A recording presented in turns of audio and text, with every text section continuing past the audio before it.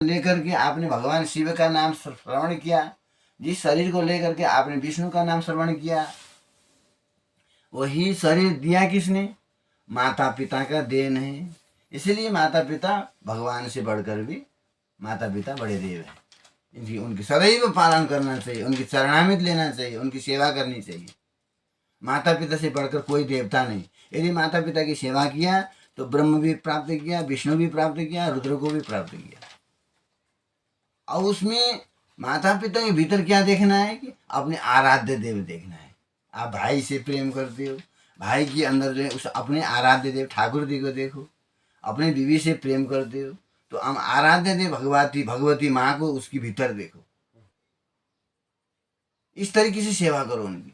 बच्चों की सेवा कर रहे हो तो अपने आराध्य देव ठाकुर जी के भीतर देखो, बच्चों के भीतर देखो। इस तरीके से भगवान की सेवा करते ही कहते हमारी जो है कल्याण होता है। तो षडपत्रों की, षड चक्रों की, षड अक्षरों की साधना करने के बाद ब्रह्मा जी को क्या प्राप्त हुआ? सारे जगत की सृष्टि करता, उत्पादन करता के जो दायित्व है ब्रह्मा जी के हाथ में चला गया, दे दिया उस परमात्मा ने। और उसके ऊपर क्या है कि 10 पत्र जो कमल की उपासना किया, विष्णु पद प्राप्त किया। आखिर ब्रह्म भी नाश है, विष्णु भी नाश है, रुद्र भी नाश है। और जो अहंकार तत्व है, जिससे ब्रह्म की प्राप्ति हुई, जिससे रुद्र की प्राप्ति हुई, जिसके विष्णु तत्व की प्राप्ति हुई, वो कैवल्य ब्रह्म पद है। वो बाल गोपाल जिसे सगुण स्वरूप परमात्मा में जिसे बोलते हैं भगवान गोलोक धाम, वैकुंठाधिपति को भी वैकुंठ बनाने वाला जो भगवान श्री कृष्ण है, कृष्णस्तु भगवान स्वयं, वही ब्रह्म है। वो सगुण स्वरूप है और निर्गुण स्वरूप है। निर्गुण स्वरूप में आकार उकार ब्रह्म से जो है विलीन है। आकार और ब्रह्म, उसी से ऋग्वेद की उत्पत्ति हुई है, उसी से सामवेद यजुर्वेद की उत्पत्ति हुई है, उसी से सामवेद की उत्पत्ति हुई है, उसी से अथर्ववेद की उत्पत्ति हुई है। एक वेद था, 1 लाख मंत्र हैं। 1 लाख मंत्र में त्रिसूत्र बंधुनाम त्रयी न श्रुति गोचर। जो व्यवहारिक रूप में जो हमने जो है व्यवहार किया, अब हमारे शरीर से जो है उस वृक्ष को 2 पत्तों से लेकर के उसकी बड़ी वृक्ष की जो डालें शाखाएं उत्पत्ति हुई, बच्चे उत्पत्ति हुए, फले फूले, तो वो वृक्ष यथावत जो है माँ पिता जो है वृक्ष है, मनुष्य रूपी वृक्ष है। उस मनुष्य रूपी वृक्ष से संतान की उत्पत्ति हुई। तो संतान को ये शिक्षा दो कि ब्रह्म पद प्राप्त करे, उसका उद्देश्य ही ब्रह्म पद प्राप्ति कराना है। इसलिए 10 पत्र कमल जो है कहाँ है? ये आपका नाभि देश में है। उस नाभि देश में भगवान विष्णु ने क्या कि वहाँ जो है 10 पत्र की जो है उपासना किया। आधारम तो चतुर्दलानरसमं वाशांत वर्णाश्रम स्वादिष्ठानमपि प्रभाकरणिमं बालांत सत्पत्रकम रक्तांभम मणिपूरकम, उसे बोलते हैं मणिपूरक चक्र। उस मणिपूरक चक्र में भगवान विष्णु ने 10 पत्रों की उपासना किया तो विष्णु पद प्राप्त किया। उनकी ड्यूटी क्या हुआ कि सारे जगत को भरण पोषण करो। भगवान विश्वम्भर हैं, सारी जगत को पालन करते हैं, पोषण करते हैं। तो भगवान को पोषण करने वाले भगवान विष्णु की जो है उपाधि प्राप्त हुई। उनकी जो है उन्होंने कौन सा अक्षर का उपासना किया कि रक्तांभम मणिपूरकम दशदलम, ड से लेके डाद्यम फ तक 10 अक्षर हो गए। डाद्यम फकारांतकम ड ढ न त थ द ध न प 10 अक्षरों की उपासना किया। तो इन्होंने जो है विष्णु पद प्राप्त किया।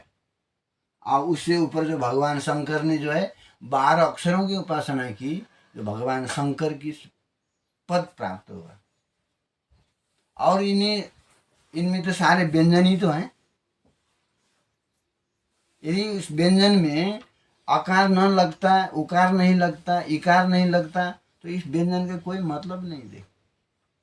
अक्षराणाम अकारोस्मि, सारे व्यंजनों में और जो स्वर हैं आकार इकार उकार अ ई उ सारे, और जो गणेश की जो 4 पत्र कमल है उसमें भी स्वर लगा हुआ है, तब गणेश जी खड़े हो पा रहे हैं।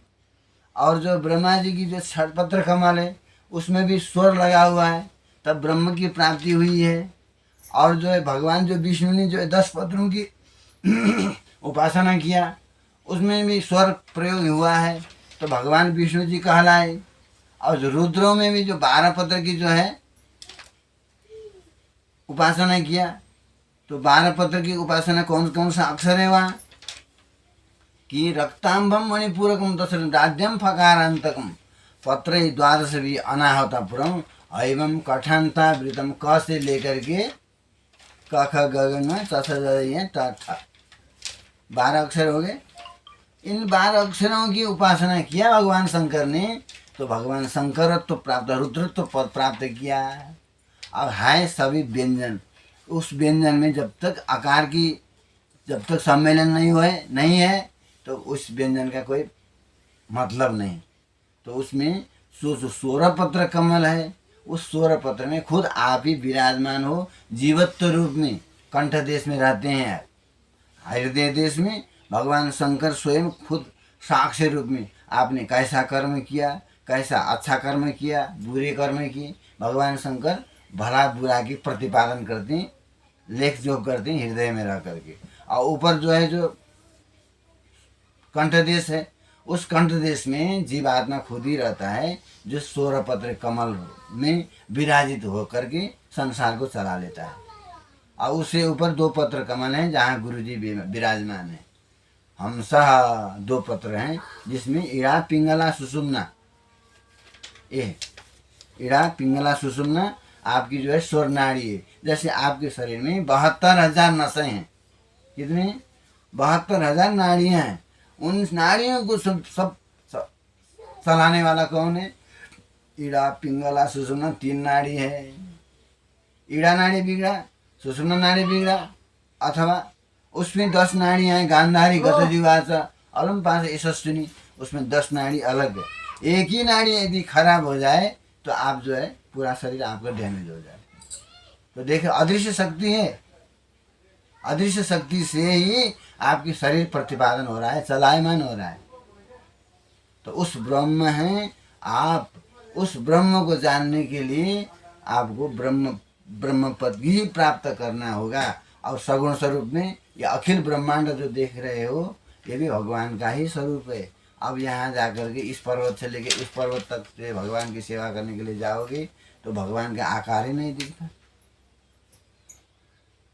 यथा पिंडे तथा ब्रह्मांडे, ये ब्रह्मांड बहुत बड़ा है, आपका पिंड छोटा है।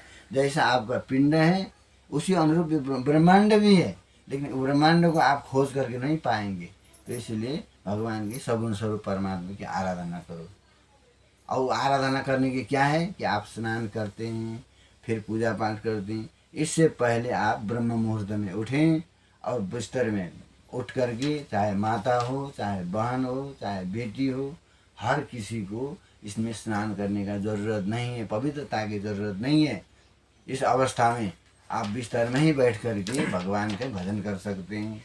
लम पृथ्वीवात्मकम गंधम परिकल्पयामि, हम आकाशात्मकम गंधम यानी पुष्पम परिकल्पयामि, यम बाह्यात्मकम धूपम परिकल्पयामि, रम वन्यात्मकम दीपम परिकल्पयामि, मम अमृतात्मकम नैवेद्यम परिकल्पयामि। देखो अब कहीं आपको जाने की जरूरत पड़ा, बिस्तर में बैठे हैं, अब बिस्तर में ही गंगा में स्नान किया, लाखों लाख कोस होने के बाद भी आपका शरीर जो है पांच भौतिक शरीर तो बाहर का दिखता है, आप भीतर के जो है वासनामय जो शरीर है, वासनामय शरीर तो आप यहाँ से कल्पना किया, आप यहाँ से ब्रह्म लोक भी जा पहुँचे, विष्णु लोक भी जा पहुँचे, पाताल लोक भी जा पहुँचे। सारे संसार में जितनी नदियाँ हैं आप स्नान करके आकर के अपने बिस्तर में बैठ करके भगवान का पूजन कर सकते हैं। देखो कितना सुलभ, कहीं जाने की जरूरत है। तो आधार चक्र में रह करके भगवान की पूजन करो, ये 550 से। फिर गणेश जी की पूजा करो, फिर जो है ब्रह्मा जी की पूजा करो, फिर वैसे भगवान विष्णु की पूजा करो, उसके बाद फिर भगवान शंकर की पूजा करो, फिर जो है गुरुदेव की जीव की पूजा करो, फिर उसके बाद गुरुदेव की पूजा करो। उसके गुरुदेव की पूजा करने के बाद ये ब्रह्म, ये शरीर के पिंड से ऊपर जो है सहस्रदल कमल है, जहाँ गोलोक धाम है। उस गोलोक धाम जो भगवान श्री कृष्ण है, निर्गुण है, नित्य है, निरंजन है, शाश्वत है, उस शाश्वत ब्रह्म के द्वारा हमारा शरीर चलायमान हो रहा है। इसी ब्रह्म को प्रतिपादन करने के लिए, जानने के लिए हमें ये पूजा पाठ इत्यादि करने का जरूरत है। ओम नमः शिवाय। शांति। तो आप सभी को मैं बुद्धि शरीर त्रिधातु की स्वरी कलात्रादिश भौम यदि स्व यानी मैं हूँ, मैं ब्राह्मण हूँ, ऐसे ऐसे करके ध्येय लेके बैठेंगे तो आपका कब कल्याण होगा? कहा नहीं, ये मेरी हवेली है, ये मेरे रिश्तेदार हैं, उनको पकड़ के बैठेंगे तो आपका कब कल्याण होगा? स्वरी कलात्रादिश भौम यदि ये तीर्थ बुद्धि, अरे ये तो हरिद्वार है, ये तो काशी है, ये तो प्रयागराज है, इस तीर्थों को लेकर के बैठेंगे तो आपका कब कल्याण होगा? कभी किसी ने, अरे उस प्रयागराज में जाइएगा